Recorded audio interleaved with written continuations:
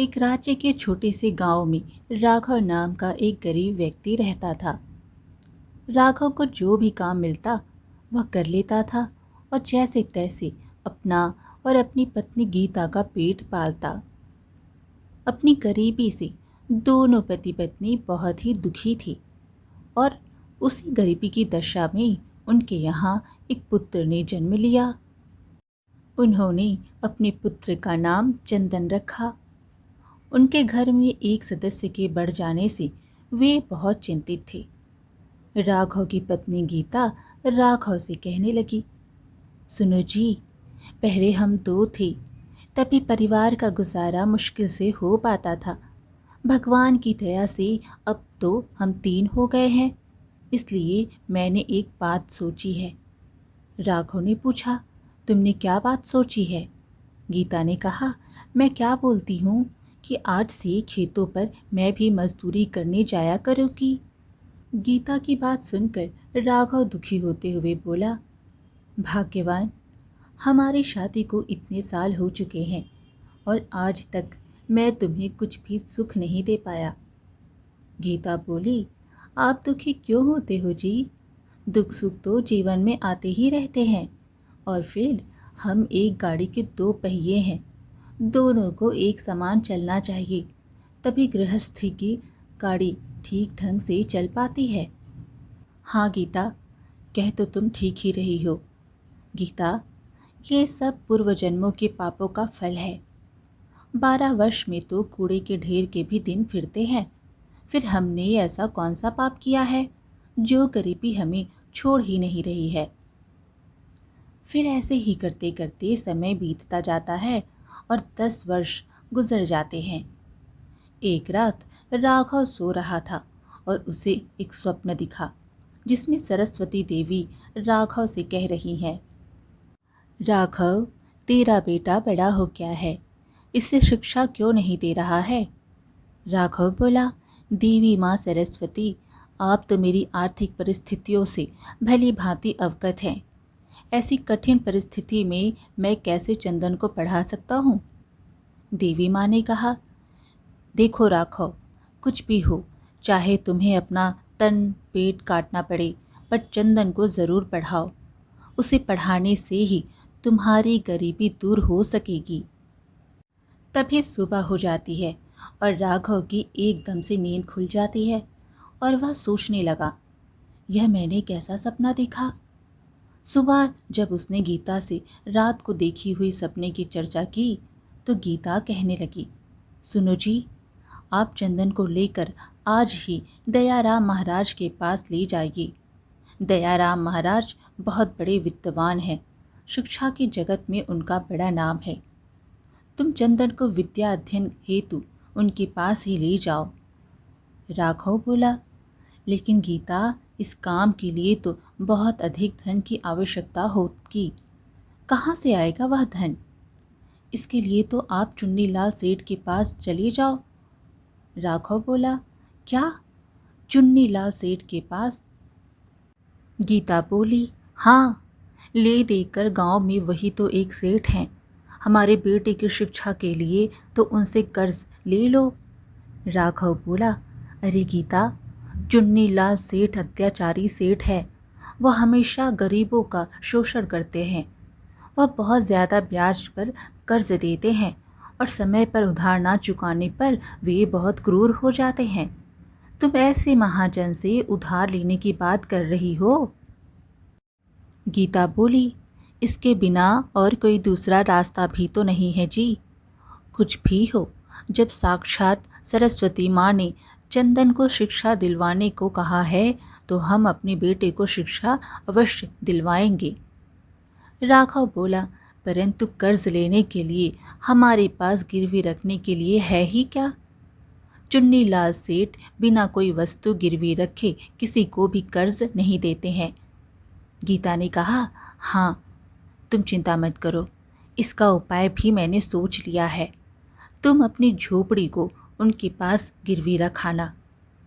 राघव बोला, अरे क्या कह रही हो तुम? सिर छिपाने के लिए यही एक आसरा है। भगवान न करे यह भी छिन गया तो क्या होगा? गीता बोली, शुभ शुभ सोचिए जी, भगवान जो करेंगे ठीक ही करेंगे। अपनी पत्नी की बात मानकर राघव उसी दिन चुन्नीलाल सेठ के यहाँ पहुँचा और कहने लगा, नमस्ते सेठ जी। सेठ ने कहा, नमस्ते नमस्ते, कहो राघव, कैसे आना हुआ? दरअसल सेठ जी, मदद चाहिए थी। सेठ बोला, हाँ हाँ कहो राघव, कैसी मदद चाहिए? सेठ जी, मुझे थोड़ा सा कर्ज चाहिए था। कर्ज? लेकिन क्यों? मैं अपने बेटे को पढ़ाना चाहता हूँ सेठ जी, इसके लिए मुझे कर्ज चाहिए। ओह, तो तुम कर्ज लोगे, किस पर? अरे मतलब गिरवी रखने के लिए तुम्हारे पास है ही क्या? सेठ जी, आप तो जानते ही हैं कि मैं कितना गरीब हूँ। ले देकर बस एक झोपड़ी ही है मेरे पास, उसी झोपड़ी को आपके पास गिरवी रख दूंगा। सेठ मन ही मन सोचने लगा, हाँ, सौदा बुरा नहीं है।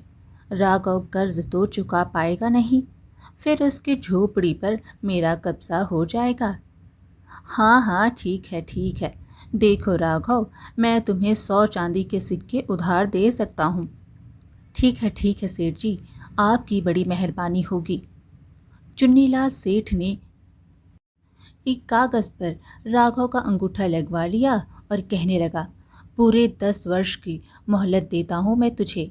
यदि इन 10 वर्षों के अंदर तू मेरा ऋण ना चुका पाया तो तेरी झोपड़ी और तेरी ज़मीन मेरी होगी। राघव बोला, हाँ हाँ ठीक है सेठ जी, मुझे यह स्वीकार है। राघव ने सेठ से चांदी के सिक्के लिए और अपनी बेटे चंदन को साथ लेकर उसी दिन दयाराम महाराज के आश्रम की ओर चल पड़ा और सोचने लगा, भगवान, मेरे बच्चे की रक्षा करना, इसे खूब विद्वान बनाना। लंबा सफ़र तय करने के बाद राघव और चंदन दयाराम गुरु के आश्रम में पहुंच गए और कहने लगे, गुरुजी प्रणाम। दयाराम गुरु ने कहा, कहाँ से आए हो तुम लोग? गुरुजी, मैं भरतपुर राज्य के छोटे से गांव में रहता हूँ। मेरा नाम राघव है और यह मेरा बेटा चंदन है। मैं अपने बेटे चंदन को आपसे शिक्षा दिलवाना चाहता हूँ और उसी उद्देश्य से मैं आपके पास आया हूँ। राघव ने तुरंत चांदी के सिक्के से भरी थैली गुरुजी के चरणों में रख दी और कहने लगा, इन्हें स्वीकार कीजिए। गुरुजी ने पूछा, क्या है इस थैली में? राघव बोला, इसमें चांदी के 100 सिक्के हैं गुरुजी। मैं जैसे तैसे इसका प्रबंध कर पाया हूँ, इससे अधिक और आपको नहीं दे पाऊँगा। गुरुजी, मैं गरीब हूँ, मेरे बेटे को शिक्षा देने के लिए मना मत करिएगा। गुरुजी ने सोचा, बड़ा भोला आदमी लगता है, इसे निराश करना ठीक नहीं है। फिर गुरुजी ने कहा, मैं तुम्हारे बेटे को अवश्य पढ़ाऊँगा। तुम्हारा पुत्र 10 वर्ष के लिए हमारे आश्रम में रहेगा, तभी उसकी शिक्षा पूर्ण हो पाएगी। राघव बोला, जी गुरुजी। राघव अपने बेटे चंदन को दयाराम गुरु के गुरुकुल में छोड़ आया। इधर राघव और गीता का दिनचर्या पहले की ही भांति फिर चलने लगा। इधर चंदन दयाराम गुरु से शिक्षा पाने लगा और इसी तरह से 10 वर्ष कब बीत गए पता ही नहीं चला। तब गुरुजी कहने लगे, चंदन, आज तुम्हारी शिक्षा पूर्ण हुई। तुम हमारे शिष्य में सबसे मेधावी छात्र हो। तुम पर सदा गर्व रहेगा हमें। चंदन बोला, गुरुदेव, सब आपकी कृपा का फल है, वरना मैं किस योग्य था। चंदन ने गुरु के चरण स्पर्श किए। चंदन, अब तुम अपने माता पिता के पास लौट जाओ। तुम्हारी प्रतीक्षा में ना जाने वह कब से राह देख रहे होंगे। जाओ। चंदन उसी दिन अपने गांव की ओर चल दिया और फिर लंबा सफ़र तय करके वह अपने गांव पर पहुंच गया। इधर घर के बाहर राघव खड़ा था कि उसने देखा और सोचने लगा, अरे, यह युवक कौन है? चंदन ने आगे बढ़कर राघव के पैर छू लिए। राघव बोला, अरे अरे, क्या कर रहे हो? कौन हो तुम? चंदन बोला, मैं चंदन हूँ पिताजी, आपका बेटा। राघव बोला, चंदन तुम्हारी शिक्षा पूर्ण हो गई क्या? हाँ पिताजी, मैं गुरुदेव की आज्ञा पाकर ही लौटा हूँ। राघव की खुशी का ठिकाना ना रहा। अरे सुनती हो, कहाँ हो तुम? अरे भाग्यवान, शीघ्र आओ, देखो हमारा बेटा पढ़ाई करके लौट आया है। तुरंत ही गीता बाहर आई और चंदन को देखकर बहुत खुश हुई। चंदन माँ के पैर छुआ और गीता की भी खुशी का अब कोई ठिकाना ना रहा। राघव खुशी से बोल पड़ा, अरे गीता, अब हमें और चिंता करने की कोई ज़रूरत नहीं है। हमारा बेटा अब नौकरी करेगा और हमारे दुख के दिन भी बीत जाएंगे। अब 10 वर्ष भी बीत गए थे और सेठ चुन्नी लाल तगादा करने आ पहुंचा। सेठ राघव के घर के बाहर आवाज़ लगाता है, अरे राघव, ओ राघव। सेठ की आवाज़ सुनकर चंदन बाहर आता है। अरे सेठ जी आप? सेठ बोला, भूले नहीं तुम मुझे? अरे सेठ जी, आप कोई भूलने की चीज़ हो क्या? कहिए, कैसे आना हुआ आपका? सेठ बोला, तुम्हारे माता पिता कहाँ हैं? चंदन यह सुनकर चुप रहा। यह देख सेठ चिढ़ गया, अरे बताते क्यों नहीं, तुम्हारे माता पिता कहाँ हैं? चंदन बोला, अरे सेठ जी सुनो, मेरे पिताजी जिंदा पेड़ों को काटने और मुर्दा पेड़ों को रोपने गए हैं। सेठ हैरान होकर बोला, क्या? चंदन बोला, हाँ सेठ जी, और मेरी माँ हवा बेचने और चांदी खरीदने गई हुई है। सेठ उसकी बातें सुनकर सोचने लगा, लगता है चंदन आवश्यकता से अधिक पढ़कर आया है, तभी ऐसी बातों से मुझे मूर्ख बना रहा है। फिर सेठ बोला, यह कैसी उटपटांग बातें कर रहे हो? मैंने जो प्रश्न पूछा है उसका ठीक ठीक उत्तर दो। तुम्हारे माता पिता कहाँ गए हैं, यह बताओ। चंदन ने पुनः पहली वाली बात दोहरा दी, जिसे सुनकर सेठ बुरी तरह से खींच गया। चंदन, मेरी बात ध्यान से सुनो। तुम्हारे पिताजी ने 10 वर्ष पहले यह झोपड़ी गिरवी रखकर मुझसे 500 चांदी के सिक्के उधार लिए थे। चंदन बोला, क्या सेठ जी, सचमुच? सेठ बोला, हाँ चंदन, राघव ने 10 वर्ष बीतने पर भी वो सिक्के मुझे नहीं लौटाए। आज मैं अपने सिक्के लेने आया हूँ। यदि तुम सच सच बता दोगे कि तुम्हारे माता पिता कहाँ हैं तो? चंदन बोला, तो क्या करोगे तुम सेठ जी? सेठ सोचने लगा, लड़का बड़ा चालाक है, इससे चालबाजी से काम लेना होगा। चंदन, अगर तुम बताओगे कि तुम्हारे माता पिता कहाँ हैं तो मैं उधार दिए हुए सिक्के वापस नहीं मांगूंगा। चंदन बोला, यानी कि आप कर्ज माफ़ कर दोगे? सेठ बोला, हाँ हाँ, मैं कर्ज माफ़ कर दूंगा। तुम बताओ तो सही कि तुम्हारे माता पिता कहाँ हैं। चंदन बोला, मैं आपकी बात पर विश्वास कैसे करूं भला? सेठ बोला, अरे मैं पृथ्वी और आकाश को साक्षी बना रहा हूँ कि यदि तुम मुझे यह बता दो कि तुम्हारे माता पिता इस समय कहाँ हैं तो मैं उधार के सिक्के वापस नहीं मांगूंगा। चंदन बोला, सेठ जी, यह पृथ्वी और आकाश बोल नहीं सकते, अतः इन्हें साक्षी नहीं बनाया जा सकता। तो फिर यदि आप किसी जीवित प्राणी को साक्षी बनाओ तो मैं आपकी बात मान लूँगा। सेठ सोचने लगा, अरे यह बित्ता भर का छोकरा तो हाथ ही नहीं रखने दे, पर मैं भी कोई कम नहीं हूँ।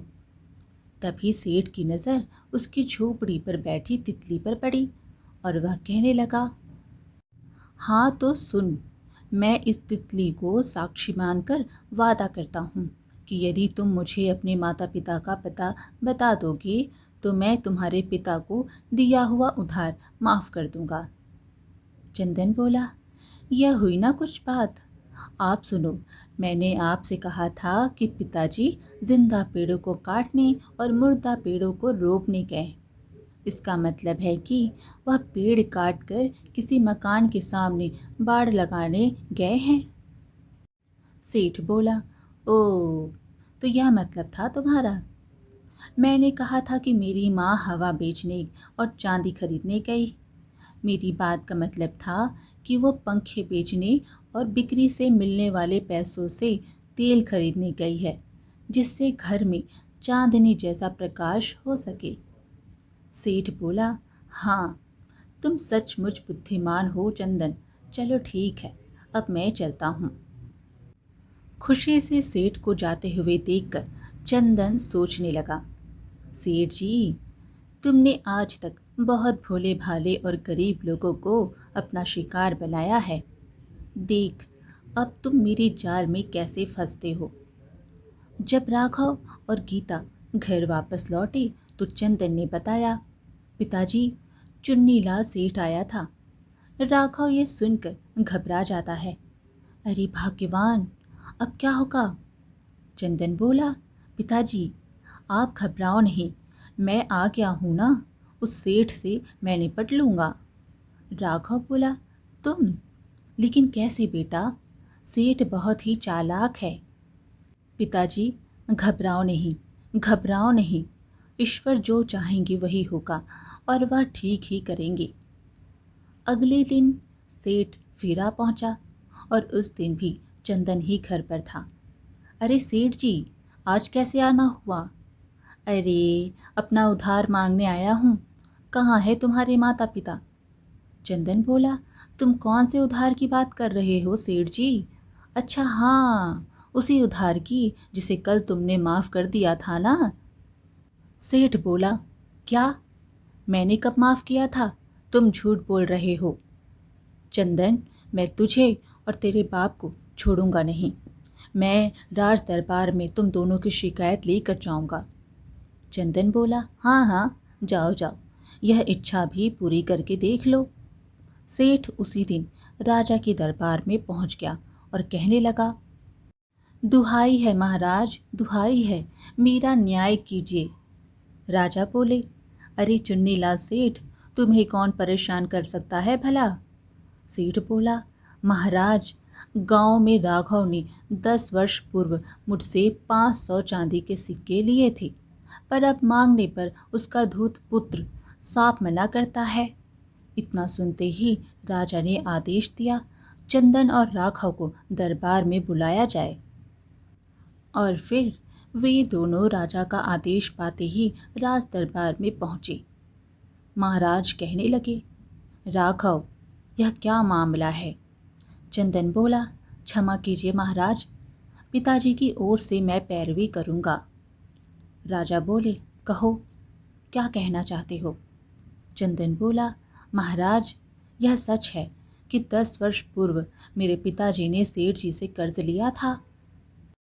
कल सेठ जी हमारे यहाँ पर आए थे, तब इन्होंने कर्ज माफ़ करने का मुझे वचन दिया था। फिर कर्ज लौटाने का प्रश्न ही कहाँ रह जाता है। राजा बोले, चंदन, क्या अपनी बात सिद्ध करने हेतु तुम्हारे पास कोई प्रमाण है। तब चंदन ने विस्तारपूर्वक राजा को अपने और चुन्नीलाल सेठ के बीच में कल हुई बातचीत के विषय में बताया। राजा बोले, तो एक तितली है तुम्हारी गवाह। चंदन बोला, हाँ महाराज।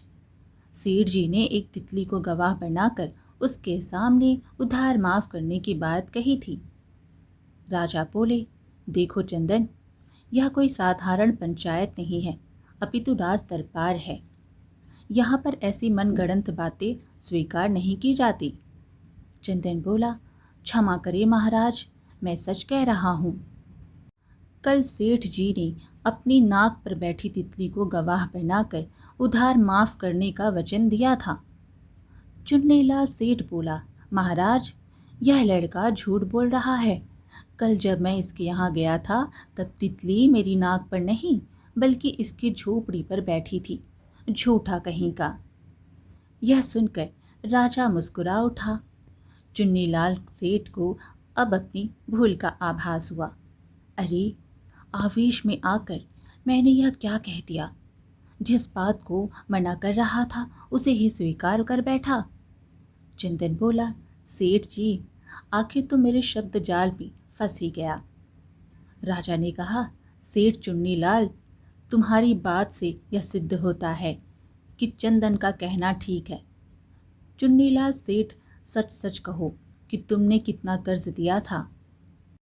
महाराज, भगवान झूठ ना बुलाए, राघव को मैंने 100 चांदी के सिक्के कर्ज दिए थे। राजा बोला, परंतु तुम तो 500 चांदी के सिक्के की फरियाद लेकर आए थे। सेठ बोला, क्षमा करे महाराज, मैं भूल से 100 की जगह 500 कह गया था। राजा ने कहा, चुन्नीलाल, हम समझ गए कि तुमने वह सब भूल से नहीं बल्कि जानबूझकर कहा था। हमारा आदेश है कि तुम्हें अपना वचन निभाते हुए चंदन के पिता का कर्ज माफ करना होगा। सेठ बोला, जी महाराज। बेचारा चुन्नीलाल सेठ मरता क्या ना करता। चंदन ने जाल ही ऐसे बिछाए कि फंसना ही था। और फिर महाराज कहने लगे, देखो चुन्नीलाल, बहुत दिनों से तुम्हारे विरुद्ध हमें शिकायतें मिल रही थी, पर हम किसी ठोस अवसर की खोज में थे। आज वह अवसर हमें मिल गया। हम तुम्हें चेतावनी देते हैं कि तुम अपनी हरकतों से बाज आ जाओ और लोगों का खून चूसना छोड़ दो। सेठ बोला, जी महाराज। फिर राजा बोले, हम यह नहीं कहते कि तुम अपना व्यापार छोड़ दो, व्यापार करो, पर ईमानदारी से करो। फिर क्या था? चुन्नीलाल सेठ मुंह लटका कर दरबार से चला गया। तब राजा की बेटी राजकुमारी नैना, जो कि पर्दे की ओर से यह सब कुछ देख रही थी, सामने आई और प्रसन्न होकर चंदन से कह उठी, चंदन, तुम्हारी सूझबूझ की तो मैं दाद देती हूँ। चंदन बोला, धन्यवाद राजकुमारी जी। फिर राजा को प्रणाम कर चंदन और राघव जब दरबार से जाने लगे तो राजा कहने लगे, रुको राघव। राघव ने कहा, क्या हुआ महाराज? राजा बोले, राघव, तुम्हारा पुत्र गुणवान है। हम इसके बुद्धिमानी से अत्यंत प्रभावित हुए। हमारे साथ हमारी पुत्री नैना ने भी चंदन की बुद्धिमानी को स्वीकारा है। यह देख हमें लगा कि हमारी खोज पूरी हो गई है। राघव हैरान होते हुए बोला, खोज? कैसी खोज महाराज? मैं कुछ समझा नहीं। राजा बोले, हम राजकुमारी के लिए उचित वर की खोज में थे। राघव, तुम्हारे पुत्र के रूप में हमें अपनी पुत्री के योग्य वर मिल गया है। राघव बोला, महाराज, यह आप क्या कह रहे हैं? कहाँ राजा भोज और कहाँ गंगू तेली? राजा बोले, हम ऊंच नीच को नहीं मानते राघव, हमें बस तुम्हारी स्वीकृति चाहिए। मेरी ऐसी मजाल कहाँ महाराज जो आपको मना कर सकूं। और फिर कुछ दिनों बाद बड़े धूमधाम से चंदन और राजकुमारी नैना का विवाह संपन्न हुआ। तत्पश्चात राजा ने दरबार में घोषणा की, हमारा कोई पुत्र नहीं है, अतः जमाई चंदन को हम अपना राजपाट सौंपते हैं। फिर चंदन को वहाँ का राजा बना दिया गया। आज की कहानी यहीं पर समाप्त हुई। फिर मिलेंगे एक और कहानी के साथ। कहानी पसंद आए तो लाइक शेयर ज़रूर करें और चैनल को सब्सक्राइब करना बिल्कुल ना भूलें। धन्यवाद।